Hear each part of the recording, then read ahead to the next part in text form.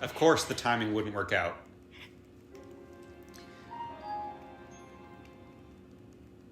Like, given the timing it takes for his swing and me to do a full rotation, I feel like there's a 75% chance, depending on where Link is facing at the time, I guess, that I would be able to hit him before he hits me. And it really feels like that's not the math. The math doesn't seem to work out that way, even though visually it feels like it should. I bet if we had a frame-by-frame analysis, we could get a definitive number on that thing I just said, if any of that made any sense. I'm sure some people are like, it's not probability-based at all, but I'm sitting here like, for me it's probability-based, because the exact angle Link is facing, the exact angle the Bokoblin is coming from, changes literally every single time I come into that scenario, so, like, I can't do the math every single time in the moment, so I have to rely on the probability aspect of it instead of, I guess, like, trying to angle it right. I don't know. What the fuck? That one I felt like I was definitively out of range. That one made me mad.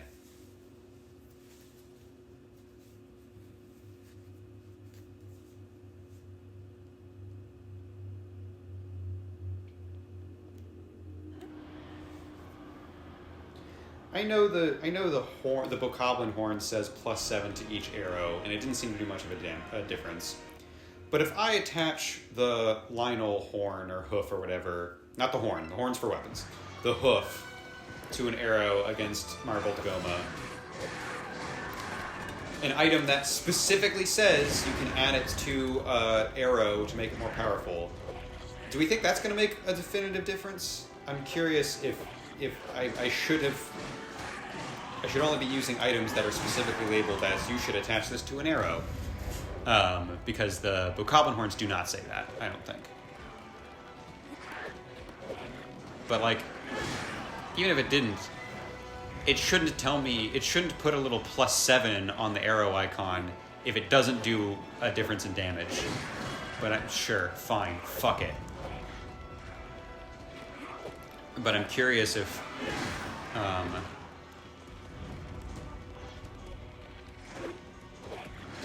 okay, I really feel like the amount of time it takes them to draw and fire arrows changes depending on their mood, and that sucks. Sure, man. Really thought I was out of your range, and I really thought it would take you a second to wind up, but sure. Sure, man. Why not? Sure, man. Just pile it on. You ever realize that one of your friends is like a really bad rumor spreader? It keeps happening to me specifically. Oh wait, no, that's not true. I told the story in this Let's Play of the time that this specific friend accidentally let slip that two friends had broken up. No, sorry. I said accidentally. Not accidental. This is the story of someone asking, have you heard the news? In the friend group.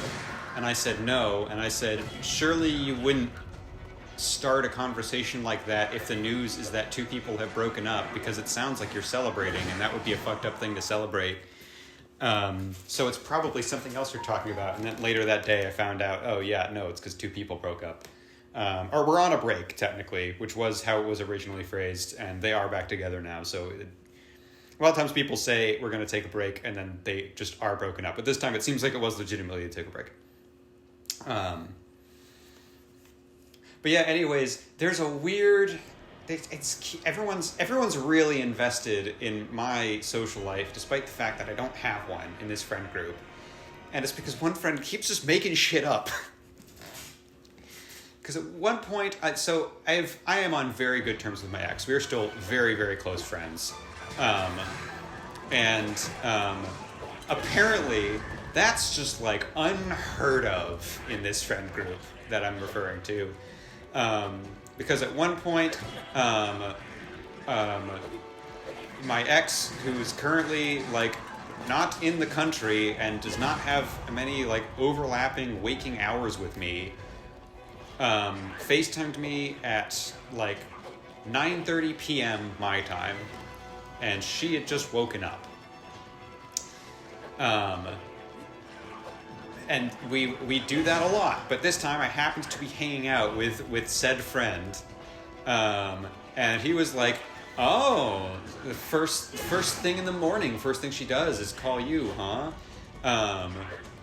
And like, if we were in high school, maybe college, yeah, I could see getting teased about that. But like, we're all fully fledged adults. The man I'm referring to is like getting close to 30. And the idea of like two people who are exes that are in a good enough relationship that they still want to talk to each other when the opportunity arises, particularly if the opportunity does not arise very often. The fact that that concept was wacky and wild, and surely there had to still be some secret love going on, I don't know. That was frustrating in its own right. Then later on, at a different event, with the same friend group, that was with a subset of the friend group, because not many people could make it to the hangout that night. But then later on, my friends and I do like a thing of hot ones, where we eat a bunch of spicy chicken wings, and then we all ask each other questions. And one of mine was, what do you see in an ideal woman?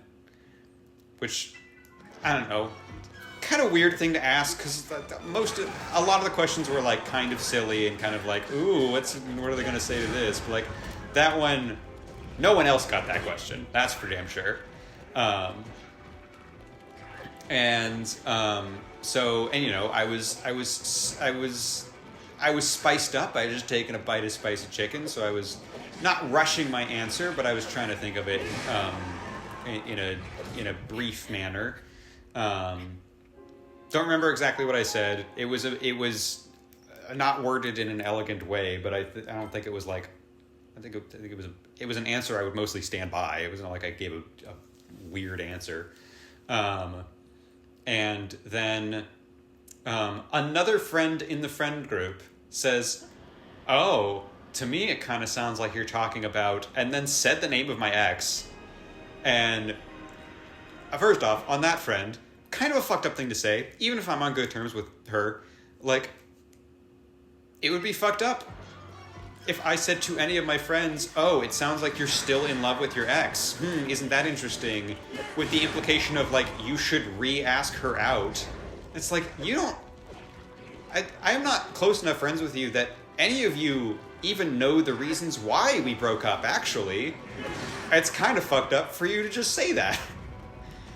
And then the added thing of, like, oh, it was still fucked up of that friend to say that, but the reason she said it is because she probably heard from friend number one that, oh, I think these two people still really like each other because one of them FaceTimed the other first thing when she woke up, and had decided to spread that rumor out of proportion.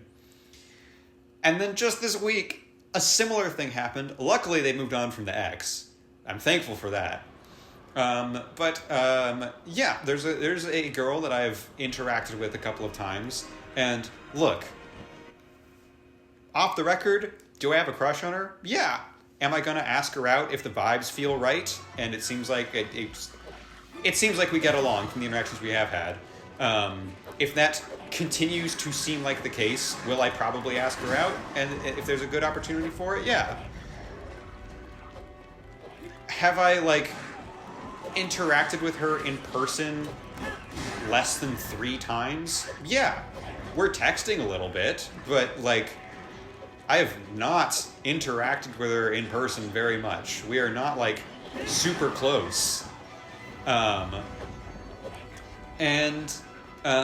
At another event this week, someone else in the friend group who has not been present for any of my interactions with said girl comes up to me and says, "So, I hear you have a special someone in your life." And it's like, that's so not what's going on. Like, that phrase means a level of commitment that is nowhere close to where I'm at right now. That was, like, I don't know what information you've gotten, but something has massively been exaggerated to say you have a special someone in your life based on the fact that I have a girl that I have is in of itself a strange way to phrase it.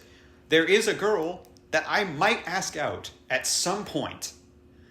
And for that to get blown out of proportion to there's a special someone in my life is insane.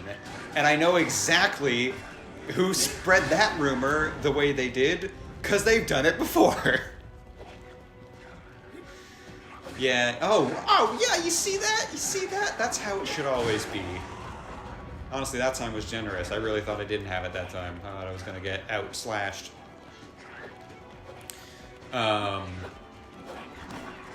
Yeah. I mean, like, it was just, that time was way less fucked up because it was not someone saying, hey, I think you're still in love with your ex, which is both untrue and fucked up to say to someone where you don't even know the ex that well. I'm gonna get hit by that arrow. Oh my god. Another, this is a generous run. This time the game is rooting for me, which it has not felt like that has been the case for a lot of this, the past 10 or 15 minutes. And I'm out of stamina. But that's my own damn fault. That's not the game. The game is giving me an honest chance at this. I was trying to knock the shield out and I thought I was out of range. We're bordering on 3 hours here. Let's get one more decent shot in here. But yeah, no, that conversation ended like once I explained, hey, truly I've talked to a person a couple of times, and at no point has anything bordering on romantic been broached. The conversation then devolved into, well, if you do like her, you should ask her out. And it was like, it became like a confidence booster conversation that, even though I was uncomfortable talking about the conversation, I was appreciative of, like, this is a friend trying to show me support. Whereas the first conversation was like, hey, I am not in love with my ex still, and I don't want to get back together with them. Kind of fucked up for you to just not even, like, ask if I am. Just say that I am. Just, like, hear me say something and be like, oh, it sounds like you're still in love with your ex. To say that so directly, pretty fucked up. Whereas this one was not nearly as bad, and it was just after I explained the situation, hey, it sounds like you might have a crush. You should ask her out and see what happens. And even the added thing of, hey, even if she says no, you can still be friends, which is, like, the person I am talking about seems like a very, very cool person, and legitimately that is a thought I have had of, if I ask her out and she says no, my next thing will be, could we still be friends because you seem like a really cool person? Literally the next words out of my mouth are going to be that. So it was, like, also legitimately encouraging to hear other people just kind of reassuring rational brain, because irrational brain, anytime I think about talking to girls I'm potentially interested in, irrational brain really takes over very easily. So it turned out to be a fine, pleasant conversation, but the start of the conversation was, hey, I heard from someone that there's a special someone in your life. And I was like, what the fuck? What the fuck are you talking about? That is not where anything is at right now.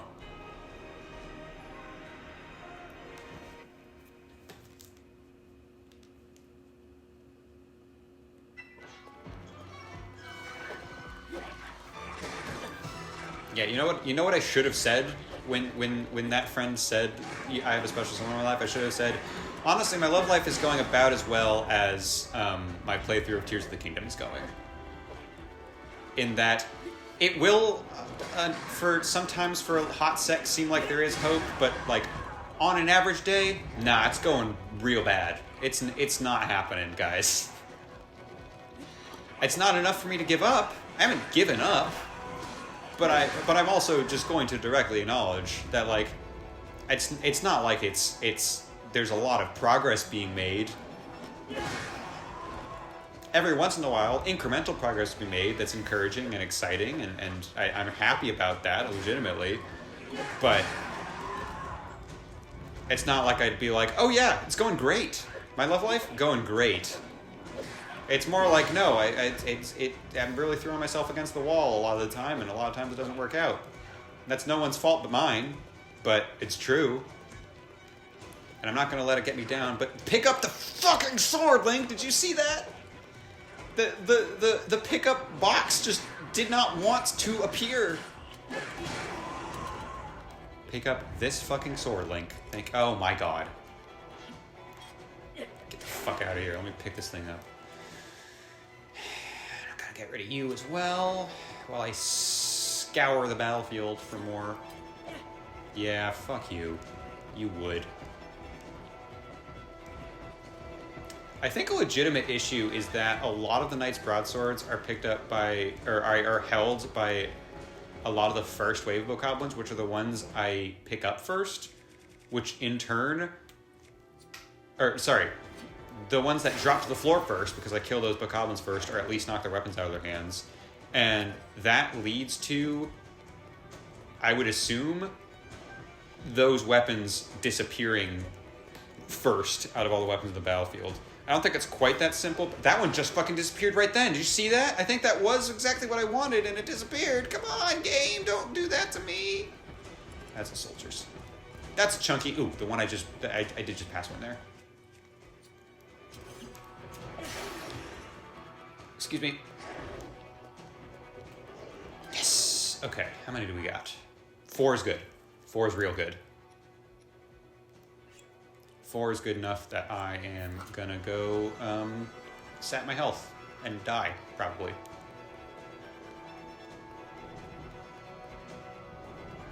Ah, shit. Didn't time that well. Was that another one? This is where it gets interesting, because if I can get 5, that is good for me in the long run.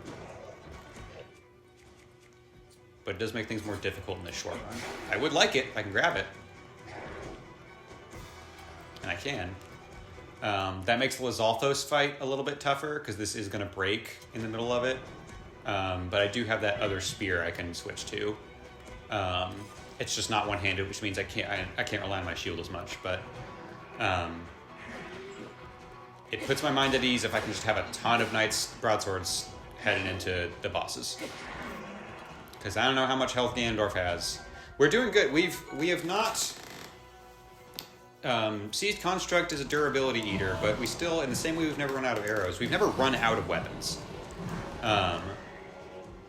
So I don't think that's something I need to be like of intense concern about at this point, but it is something I like to keep in mind. And if I can really collect as many Knight's Broadswords as possible, I feel a lot more comfortable. So always nice when I can get it.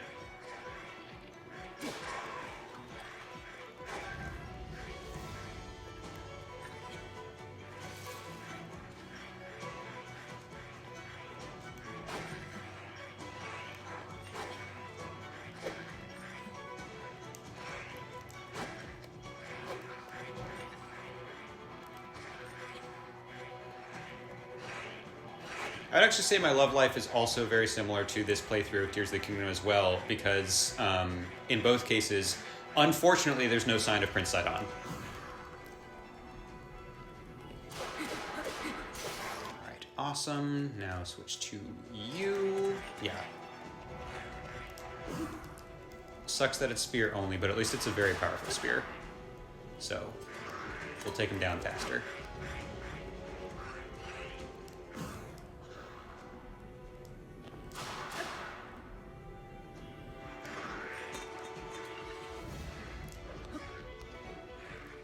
Might as well wait for the 4th charge, because I truly can never figure out how to perfect dodge that without doing that. Did I pick up the sword yet?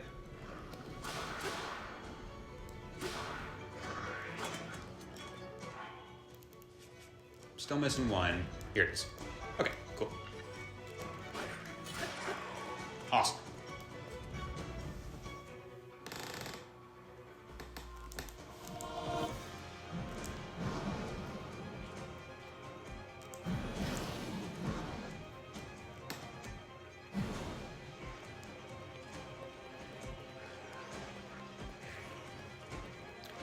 I was unsure if there were 5 or 6 bosses. I am feeling confident that Phantom Ganon, because this is also kind of Zelda tradition, right? This is the same as in Wind Waker.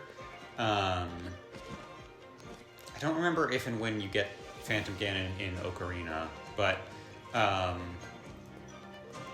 the very, very least in Wind Waker, Phantom Ganon is the last thing before Ganondorf. I'm feeling confident that once we get past that wave of Phantom Ganon, that's the last boss of the standard boss rush, and now we'll actually be fighting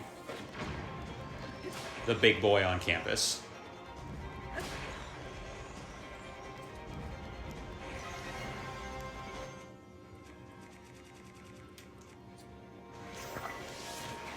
Come on. Oh, I got him. There's a very small splash effect that did it.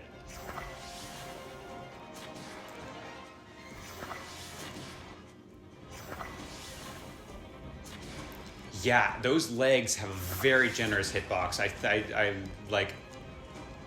This is the reason why I got less upset very quickly, is because I did kind of instinctually know that from this wave, is that you can actually shoot pretty down low, and you'll still hit the legs and kill them.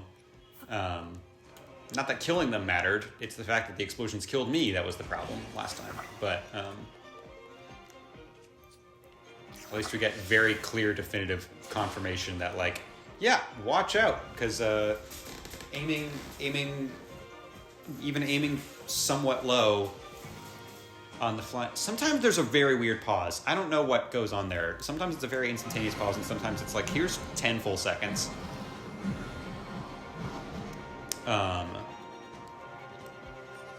That is good to know for when I am shooting bombs at Queen Gibdo, that if there is a flying boy in the way and they're really close, play it safe.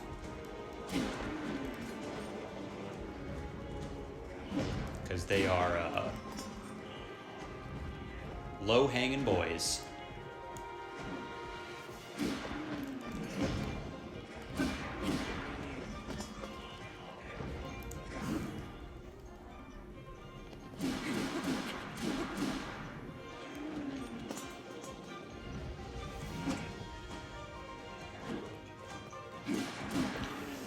Okay, yeah, this is our last try of the night for sure, since we are going to get one last shot of the bosses, which is wonderful news. I am, like, I guess it wasn't in the morning, I got the shot in the afternoon, but just over the course of this session, my body started getting real sore from that shot. So I am as eager as I am to make a good amount of progress, which we have tonight. I'm also very eager to climb into bed because my body is telling me, let's chill. All right, 5 upgrades.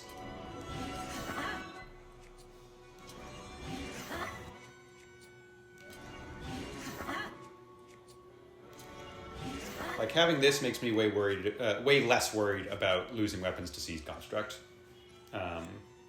Which doesn't really make sense. It's not like... I don't think it's the durability that's the issue.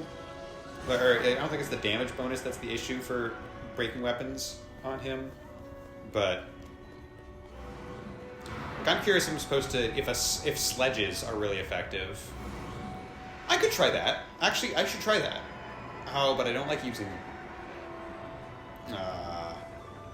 I'll keep that in mind for next time. Because I don't like using spears against Construct, because that threw my game off. But if I touch a Horriblin horn, I'm curious if having a sledge, or am I supposed to be using a two-handed weapon? That's also a possibility. I'd be nervous about that, but that's a quicker... It seems like the thing that stuns him is... Let me get him on the way down. Yes, you take your time recharging that one, don't you?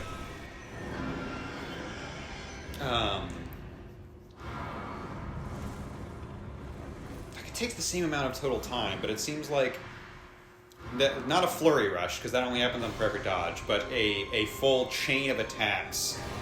The last attack of the chain of attacks is the thing that will stun him or push him back. And I think we only need 2 attacks to constitute a full set for a two-handed weapon. So maybe I should be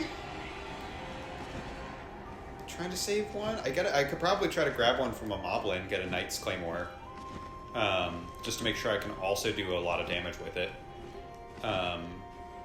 But I wonder if that's actually the way, is even though you need to be doing attacks quickly, the more important thing is finishing a set of attacks, and ironically the slowest weapon is the quickest way to do that, just because it's the least amount of attacks.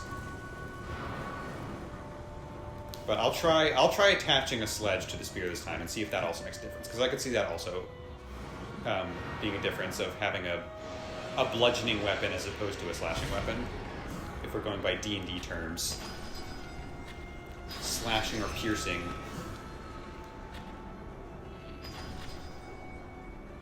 Nice. Okay, we're gonna shoot some Lionel hooves at this guy and see if it does fucking anything.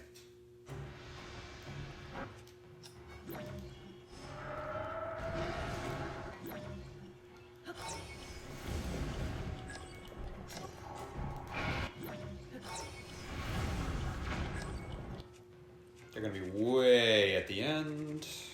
It's going to be annoying to scroll back to once I get to Gibdo, but...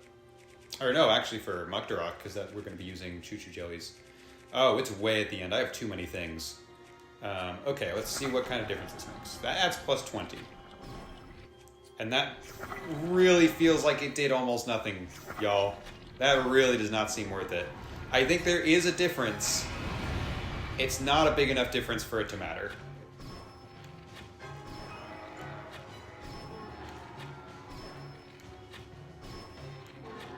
Especially, and I know this is a mentality I could train myself out of, but it's going to take time to do that, and I don't care enough to do it.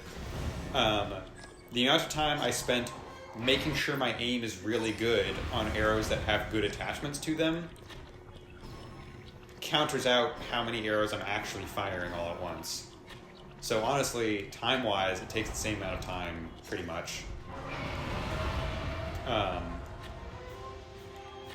And that's why I did like using the blue bokoblin horns, is because even though I'm not going to be using any of these materials for anything else, so it's silly to think of things this way,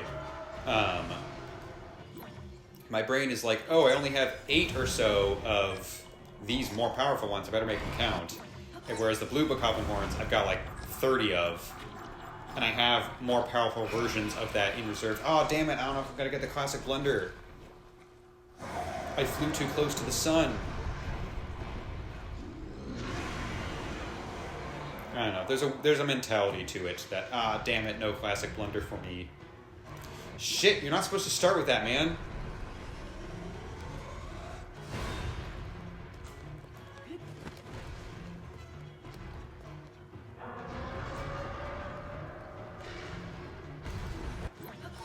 You're not allowed.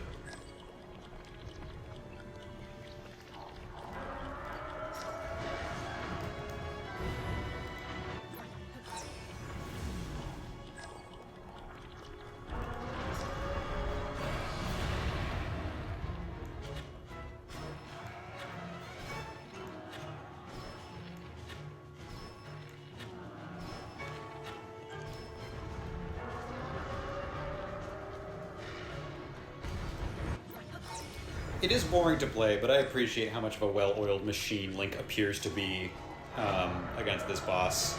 Just completely calm, very straightforward. Do this, alright, do this. Like, I'm bored doing it, but Link looks like a badass doing it. Like, if you showed someone this out of context, and you didn't have my commentary talking about how boring it was, they'd be like, holy shit, Link is a monster. Look at him go. That being said, even one round of this starts to feel a little repetitive at this point, I feel like.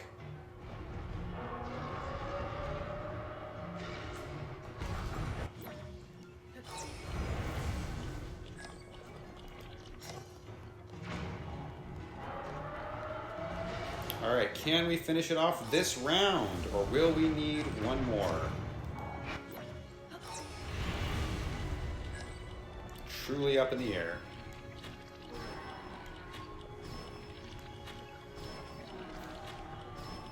Nah, we'll get it.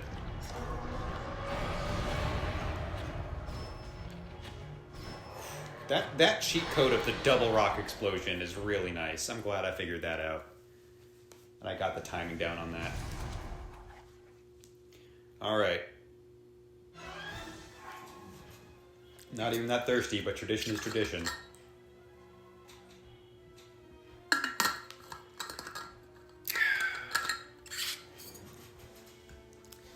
Let's get it done.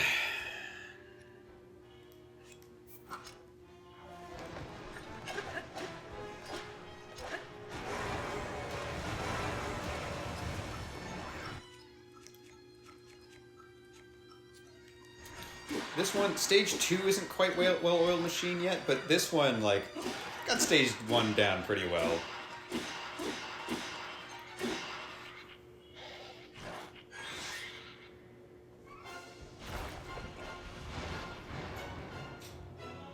This is where it gets feisty. All right, we're not gonna blank on what the fuck we're doing here like we did last time. Yeah, now I gotta scroll all the way over. I'm regretting that decision, all right.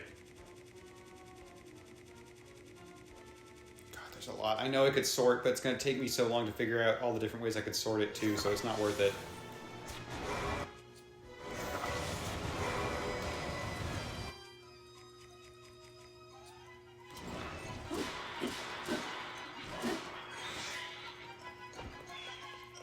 What the fuck direction did he go in? Okay.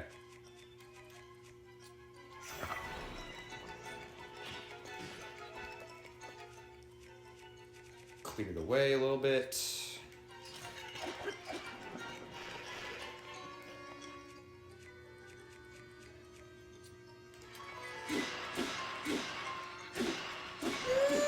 Yes!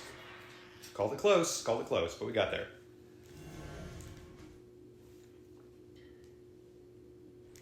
Alright, first things first. Set you on fire. Okay, now... Shit, Link, don't do that. Should use material. Now, let's get a little funky with it. Let's see if having a hammer-like weapon will help us a little bit more.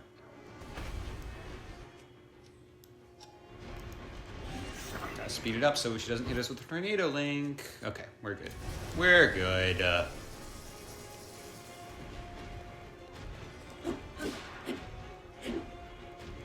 Nope. Let's wait this one out for a second. Okay.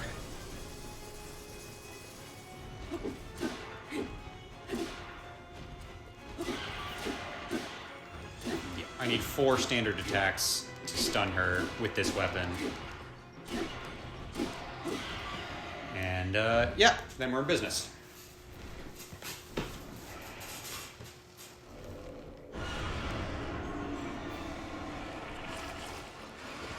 Now it gets fun. I've never said that before in my life. That's the first time I've ever said that.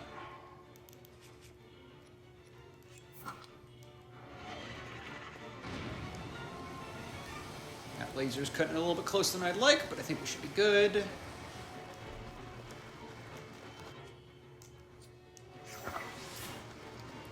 Oh, I really thought the triple would help me there. Stop juking. Stop it!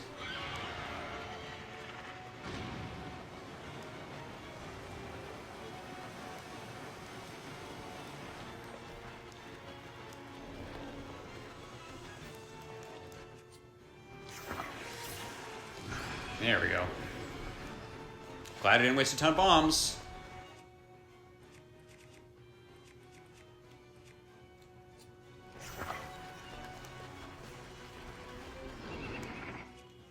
Nah, I'm not gonna get it. Oh, this sucks.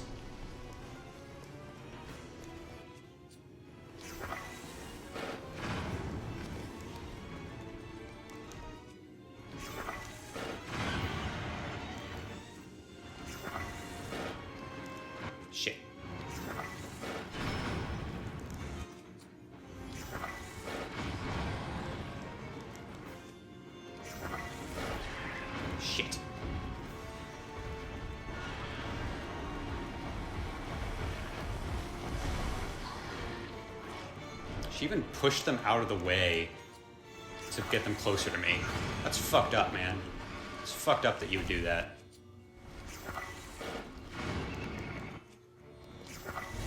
Shit. Oh, those got through. Okay, let's finish off with fire so we have plenty of bombs left over. I think we should be good. Yeah. Okay, cool. Cool. All right. All right. I know we're close to calling it for quits for the night. It's probably gonna help me with sync tests if I don't pee, but I kind of need to pee. But it's all right. We'll use that to motivate us. Okay, let's start with this to see if that helps push him. Yeah, I guess that's the end of the sentence. I didn't realize, I didn't know where I was going with that, but yeah, I guess that, push him. But regardless, we're not starting with that. We're starting with some fucking electricity. And if we push him, then we hit him with electricity again. And if we don't push him, we keep attacking. That is the key.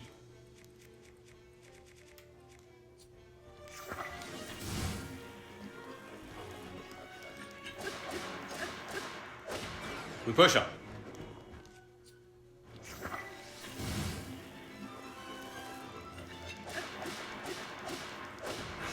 Yes. Okay.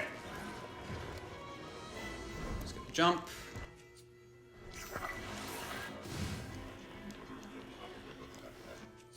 Takes us a while to run up to him, so let's just do this again.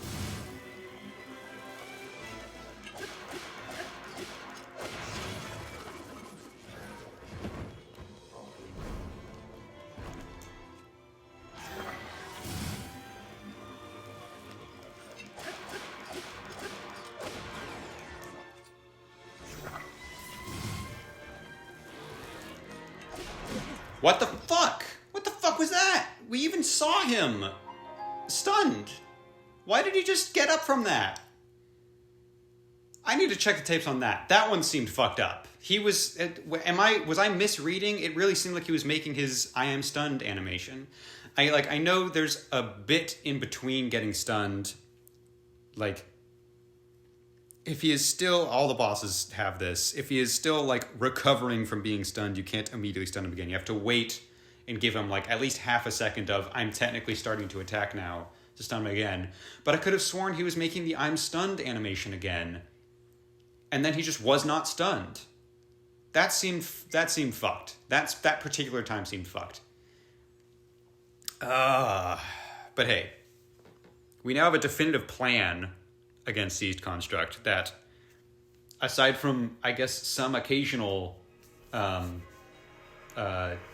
quirks, works fairly reliably. And we already got to phase 2 of Phantom Ganon. And the thing with Phantom Ganon is there's no, like, trick that I still have to figure out. Like, I know what the deal with Phantom Ganon is. It's just a matter of getting the timing down. So, legitimately, folks, we're closer than ever. And yet, damn, it feels like we've got a way to go. But that's it for tonight. Good night, everybody.